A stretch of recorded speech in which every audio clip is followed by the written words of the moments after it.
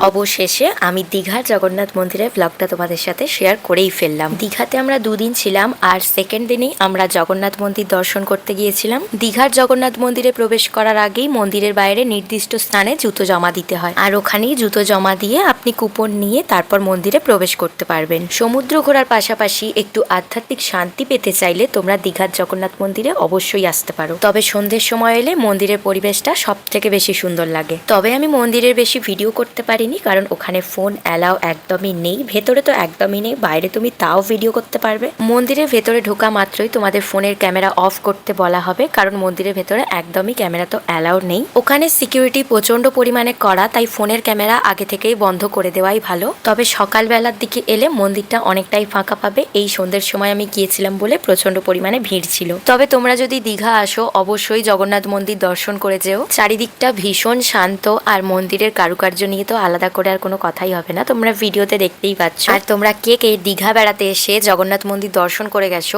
অবশ্যই কমেন্টে জয় জগন্নাথ লিখতে একদমই ভুলো না। আর তোমরা বললে বিশ্বাস করবে না, মন্দিরের চত্বরটা এতটাই বড় যে আমার ঘুরতে ঘুরতে পাটা পুরো ব্যথাই হয়ে গেছে। এবার মন্দিরের ভেতরে যাচ্ছি, তবে ভেতরে তো ভিডিও করা অ্যালাউ নেই, তোমাদের আগে থেকেই আমি বলে দিলাম, তাই ক্যামেরাটা আমি অফ করেই দিয়েছি। মন্দিরের ভেতরে যেমন ভিডিও করা যাবে না, ছবি তোলা যাবে না, ঠিক তেমনই বড় ব্যাগ নিয়ে কিন্তু মন্দিরের ভেতরে প্রবেশ করাও যাবে না। তাই মন্দিরের ভেতর বড় ব্যাগ না নিয়ে আসাই ভালো। এইবার তোমাদের বলি আমি এই ভিডিওটা এত লেট করে কেন আপলোড করছি, কারণ আমার কাছে কিছু ক্লিপ মিসিং ছিল। দীঘাতে সেকেন্ড দিন আমার ফোনের স্টোরেজ পুরোপুরি ফুল হয়ে যায়, সেই কারণে আমি কোনো ভিডিও করতেই পারিনি। ভিডিওটা হয়তো আমি তোমাদের সাথে শেয়ার করতেই পারতাম না, তবু কিছু কিছু ক্লিপ আছে আমার কাছে, সেটা দিয়ে একটা ব্লগ করেছি। আর এটা হচ্ছে আজকের আমার আউটফিট। কেমন লাগছে অবশ্যই তোমরা কমেন্টে জানিয়ে যাও। এবার অনেকেরই এই ড্রেসটা খারাপ লাগতেই পারে যে মন্দিরে গেছো এটা কি রকম ড্রেস পরে গেছো। বিশ্বাস করো, যখন আমি বাড়িতে ব্যাগ গোছাচ্ছিলাম তখন আমার মাথাতেই ছিল না যে দীঘাতে জগন্নাথ মন্দির হয়েছে, আর সেখানে মন্দিরে পরে যাওয়ার জন্য একটা শাড়ি অথবা চুড়িদার নিতে হতো, সেটা আমার মাথা থেকে বেরিয়ে গেছিল। আমি প্রথমে ভাবছিলাম যে যাবই না, তারপর ভাবলাম যে এটা কিছু এমন খারাপ ড্রেস নয়, এটা পরে যাওয়া যেতেই পারে। সেই কারণেই আমি ওই ড্রেসটা পরেই মন্দিরে যাই, আর এতে কিন্তু আমার কোনোই খারাপ লাগেনি। যাই হোক, এটা ক্লিয়ার করে দেওয়ার একটাই কারণ, অনেকের অনেক রকম মন্তব্য আছে, সেটা